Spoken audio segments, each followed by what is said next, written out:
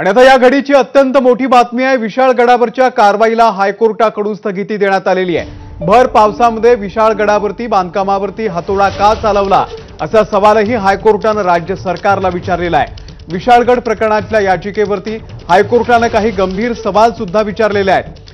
आंदोलकांनी मशिदीवर सुद्धा चढाई केल्याचा याचिकाकर्त्यांनी गंभीर आरोप केलेला आहे। आणि या सगळ्यांमध्ये सगळ्यात महत्त्वाची बातमी म्हणजे विशाळगडावरच्या कारवाईला हायकोर्टाने आता स्थगिती दिलेली आहे।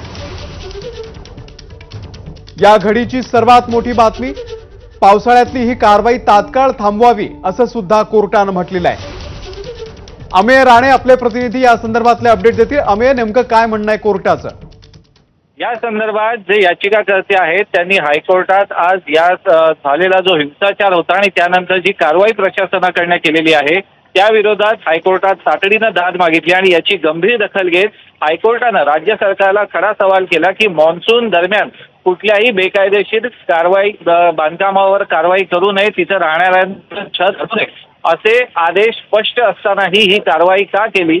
तसेच त्या दिवशी त्या जमावानं तिथं जो दंगा केला होता, जी तोडफोड केली होती, तेव्हा तिथलं स्थानिक प्रशासन काय करत होतं, पोलिसांची जबाबदारी होती तिथं कायदा आणि सुव्यवस्था राखण्याची, ती का पार पाडली गेली नाही। कारण की याचिकाकर्त्यांनी हायकोर्टात त्या दिवशीच्या घटनेचे जे व्हिडिओ सादर केले त्यातनं स्पष्ट दिसत होतं की पोलिसांनी त्या दिवशी केवळ बघ्याची भूमिका घेतली। याची गंभीर दखल घेत शाहूवाडी पोलीस स्थानकाच्या मुख्य अधिकाऱ्यांना पुढच्या सुनावणीला हायकोर्टानं कोर्टात जातीनं उपस्थित राहण्याचे निर्देश जारी केलेत।